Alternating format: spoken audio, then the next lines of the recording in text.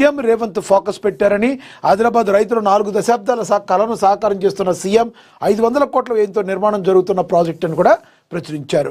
ఇక యుద్ధ ప్రాతిపదికన ఎస్ఎల్బిసి సొరంగ పనులు ఈ ఏడాది ప్రాజెక్టు పూర్తి చేస్తాం. టీబీఎం స్థానంలో ఆధునిక టెక్నాలజీ వినియోగం మంత్రి ఉత్తమ్ కుమార్ రెడ్డి అని కూడా ప్రచురించారు. ఇక సంక్రాంతి పండుగకు పల్లెదారి పట్టిన పట్నం హైదరాబాద్ విజయవాడ హైవేపై భారీగా ట్రాఫిక్ జామ్ అయింది. కిలోమీటర్ల మేర నిలిచిపోయిన వాహనాలను ప్రచురించారు. ఇక మనకు తెలుసు చెనక కోరాట ప్రాజెక్టులపై సీఎం రేవంత్ ఫోకస్ చేశారు.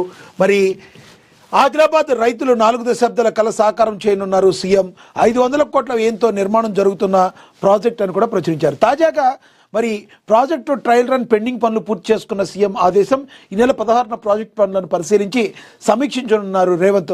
పెండింగ్ పనులు వేగవంతంగా పూర్తి చేసి మరి ఈ ఏడాదే ప్రారంభించాలని ప్రయత్నాలు చేశారు. ప్రాజెక్టు పూర్తయితే 52,000 ఎకరాలకు సాగునీరు అందించే అవకాశం ఉంటుంది. ఆదిలాబాద్ బోధి నియోజకవర్గాలకు ఇదంతా కూడా ఒక పెద్ద గొప్ప వరంలాగా కూడా మనం భావించవచ్చు. ఆదిలాబాద్ జిల్లా రైతులు 4 దశాబ్దాల కాలంలో ముఖ్యమంత్రి రేవంత్ రెడ్డి సాకారం చేయనున్నారు. ఆదిలాబాద్ జిల్లాలో నిర్మించిన చెనక కోరాట ప్రాజెక్టు పనులు దశాబ్ద కాలంగా సాగుతుండగా ముఖ్యమంత్రి రేవంత్ రెడ్డి బాధ్యతలు స్వీకరించాక పనులపై ఫోకస్ పెట్టారు. ఆదిలాబాద్ జిల్లా జైనద్ మండలంలో కోరాట వద్ద మహారాష్ట్ర సరిహద్దుల్లో పెన్గంగా నదిపై ఈ ప్రాజెక్టు నిర్మిస్తున్నారు. 52,000 ఎకరాలకు సాగునీరు అందించేందుకు 2016లో ఈ ప్రాజెక్టు పనులు ప్రారంభించిన గత ప్రభుత్వ హయాంలో ప్రాజెక్ట్ అయితే పూర్తి చేయలేకపోయారు. దాదాపుగా 500 కోట్ల వ్యయం అంచనాతో ఈ ప్రాజెక్టు మరి ప్రారంభించగా ఆదిలాబాద్ ప్రాజెక్టుపై చూపిన నిర్లక్ష్యం కారణంగా పనులు నత్తనడకన సాగనున్నాయి అన్న భావన ఇక్కడ ప్రజల్లో ఉంది. ఆదిలాబాద్ బోధి నియోజకవర్గాల్లోని 52,000 ఎకరాలకు సాగునీరు అందించేందుకు ఈ ప్రాజెక్టు ప్రారంభించనున్నారు. ఈ ప్రాజెక్టుకు సంబంధించిన బ్యారేజీ గేట్ల నిర్మాణం కూడా పూర్తయింది. సైడ్ వాల్స్ నిర్మాణ పనులు కూడా పూర్తి చేశారు. హత్తిఘాట్ వద్ద పంప్ హౌస్ నిర్మాణ పనులు కూడా దాదాపుగా పూర్తయిపోయాయి. 312 మెగావాట్లు మోటార్లను కూడా ఏర్పాటు చేశారు. ముఖ్యమంత్రి పర్యటన నేపథ్యంలో తాజాగా నీటిపారుదల శాఖ అధికారులు ట్రయల్ రన్ కూడా నిర్వహించారు. మరి ఇదంతా కూడా ఒక రకంగా చెప్పాలంటే ఆదిలాబాద్ జిల్లా ప్రజలకు ఇదంతా ఆదిలాబాద్ జిల్లా రైతాంగానికి ఇది ఒక గొప్ప వరంగా మనం కూడా భావించవచ్చు. ఎందుకంటే గత ప్రభుత్వ హయాంలో పెన్గంగా నదిపైన ఈ ప్రాజెక్టు నిర్మించాలని అనుకున్నప్పటికీ ఆ ప్రాజెక్టు పనులు నత్తనడకన సాగి మరి సరిగ్గా కంప్లీట్ అవ్వని పరిస్థితి. కానీ ముఖ్యమంత్రి రేవంత్ కాంగ్రెస్ ప్రభుత్వం మాత్రం దీన్ని ఎంతో ప్రతిష్టాత్మకంగా తీసుకుని మరి దీనికి ముందుకు తీసుకువెళ్ళనున్నారు. రానున్న రోజుల్లో 52,000 ఎకరాలకు మరి సాగునీరు అందించడానికి ఈ ప్రాజెక్టు ఉపయోగపడుతుందని చెప్పి మరి చెప్పడం మనందరం కూడా చాలా హర్షించదగ్గ విషయం. మరి తెలంగాణ రాష్ట్ర ప్రజలకు ఏవైతే కావాలో మరి రైతాంగానికి ఏం కావాలో మరి ఎప్పటికప్పుడు చూసుకుంటూ ఆ రకంగా అభివృద్ధి వైపు రైతులని హక్కున చేసుకుని మరొకసారి మాది రైతు పక్షపాతి ప్రభుత్వాన్ని చెప్పకనే ఇదొక ఉదాహరణగా మనం చెప్పొచ్చు. మాకెందుకులని వదిలేయకుండా ఏదైతే హామీలు ఇచ్చారో ఆ మాటకు వస్తే హామీలు ఇవ్వకుండా ఉన్నప్పటికీ కూడా తెలంగాణ రాష్ట్ర సమగ్ర అభివృద్ధికి ముందుకు వెళ్ళడానికి సర్వతోముఖి అభివృద్ధికి ముందుకు వెళ్ళడానికి మరి రేవంత్ రెడ్డి చేస్తున్న కృషిని అందరూ కూడా అభినందిస్తున్న పరిస్థితి. ఇదంతా ఈ ప్రాజెక్ట్ ఏదైతే కంప్లీట్ అవుతుందో మరి ట్రయల్ రన్ కూడా పెండింగ్ పనులు కూడా పూర్తి చేయాలని సీఎం ఆదేశించారు. ఈ నెల 16వ తేదీన ప్రాజెక్టు పనులు పరిశీలించి సమీక్షించనున్నారు. పెండింగ్ పనులు పూర్తి చేసి ఏడాది ప్రారంభించాలని ప్రయత్నం. ప్రాజెక్టు పూర్తయితే 52,000 ఎకరాలకు సాగునీరు అందుతుంది. ఇదంతా కూడా మరి హర్షించదగ్గ విషయంగా రైతులందరూ కూడా ఆనందాన్ని అయితే వ్యక్తం చేస్తున్నారు. ఇక ఈ నెల 16న చెనక కోరాట ప్రాజెక్టు పనులకు ముఖ్యమంత్రి రేవంత్ రెడ్డి పరిశీలిస్తారు. మరి రేవంత్ రెడ్డి భావిస్తున్నారు. దీనిపై నీటిపారుదల శాఖ అధికారులతో పలుమార్లు సమీక్ష జరిపారు. ఇరిగేషన్ శాఖ మంత్రి ఉత్తమ్ కుమార్ రెడ్డి కూడా ప్రాణహితపై పలు ప్రకటనలు అయితే ఇప్పుడు కూడా చేసి ఉన్నారు. మరి తెలంగాణ రాష్ట్రంలోని మరి నీటి సమస్యను కానీ రైతాంగానికి అందించే నీరు కానీ ఏదైనా కూడా సరైన పద్ధతిలో ఇవ్వాలని మరి కాంగ్రెస్ ప్రభుత్వం కంకణం కట్టి ఉందంటానికి ఇవన్నీ కూడా ఒక ఉదాహరణగా మనం భావించవచ్చు. ఇక అదేవిధంగా పొత్తుల్లేవు గిత్తెల్లేవు, జనసేన పార్టీతో పొత్తు అవసరం లేదు, సింగిల్గానే పోటీ చేస్తామని BJP chief Ramachandra Rao hot comments అయితే చేశారు. దాని గురించి కూడా చూద్దాం. జనసేన పార్టీతో పొత్తు అవసరం లేదు, సింగిల్గానే పోటీ చేస్తామని BJP chief Ramachandra Rao hot comments చేశారు. తెలంగాణలో బీజేపీ బలంగా ఉందని, రాష్ట్రంలో జనసేన పొత్తు అవసరం లేదని రాష్ట్ర బీజేపీ చీఫ్ రామచంద్రరావు సంచలన వ్యాఖ్యలు చేశారు. పొత్తు విషయంలో జాతీయ స్థాయిలో నిర్ణయం తీసుకుంటారని అధిష్టానానికి కూడా విషయమే చెప్తామన్నారు.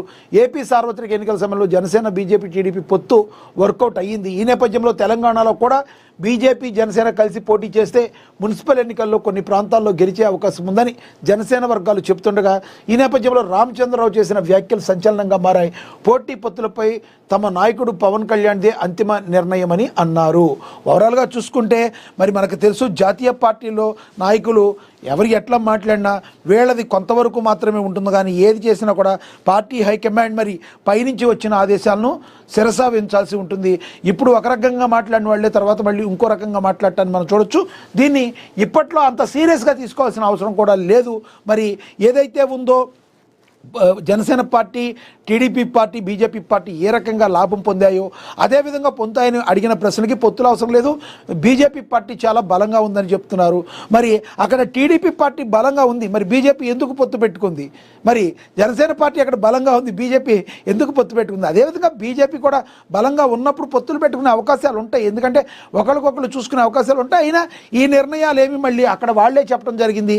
ఏదైతే అంతిమంగా ఉండే లక్ష్యాన్ని ఏదైతే ఉన్నారో మరి పైనుంచి కేంద్రంలో ఎవరైతే చెప్తారో మరి హైకమాండ్ ఏదైతే చెప్తో అదే మరి శిరసావించాల్సిన అవసరం జాతీయ పార్టీలకైతే ఉంటుంది. ప్రాంతీయ పార్టీలు అంటే తమ నిర్ణయాన్ని తమ వెళ్ళదీసుకునే అవకాశం ఉంటుంది, కానీ ఒక జాతీయ పార్టీలకి మాత్రం హైకమాండ్ నిర్ణయించిన అంశాలే మరి ఏదైతే చెప్పారో అదే తూచే తప్పకుండా పాటించాల్సి ఉంటుంది.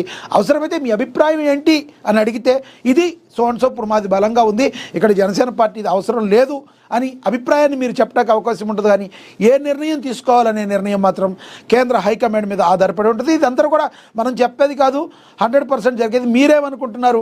బీజేపీ జనసేన పొత్తుతో పోటీ చేస్తే బాగుంటుంది అనుకుంటున్నారా, అవసరం లేదనుకుంటున్నారా? కింద కమెంట్ బాక్స్ రూపంలో కమెంట్ చేయండి. ఇక అదేవిధంగా సచివాలయంలో సస్పెన్స్ థ్రిల్లర్ హరీష్ రావు ఏమన్నారో ఒకసారి కూడా చూద్దాం.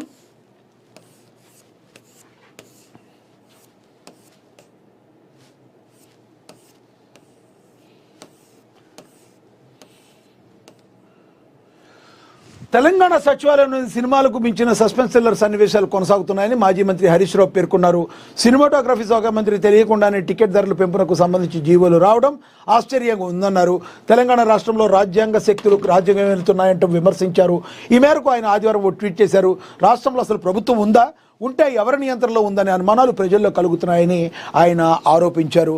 హరీష్ రావు గారు ఇప్పుడు ఒక్కొక్కరు ఒక నిర్ణయం తీసుకుంటారు. అక్కడ ప్రభుత్వంలో ఉన్న ఎవరైతే ఉన్నారో సీఎం రేవంత్ రెడ్డి ఆధ్వర్యంలో తీసుకునే నిర్ణయాలు ఉంటే ఒక్కొక్కసారి కొన్ని నిర్ణయాలు వెనక్కి తీసుకునే అవకాశాలు కూడా ఉంటాయి. అంతకుముందు మరి మీ ఎవరైతే సినిమాటోగ్రఫీ మినిస్టర్గా ఉన్న మీ తలసాని శ్రీనివాస్ యాదవ్ గారు ఎన్ని నిర్ణయాలు వెనక్కి తీసుకున్నారో మీకు గుర్తులేదా? గతంలో ఎన్నెన్ని మాటలు ఇచ్చారో, మీరు ఎన్నెన్ని మాటలను వెనక్కి తీసుకున్నారో మీకు గుర్తులేదా? మరి సినిమా ఇండస్ట్రీ అనేది ఒక రాష్ట్రానికి సంబంధించింది కాదు, తెలుగు ప్రజలకు సంబంధించింది. దాని గురించి చేసేటప్పుడు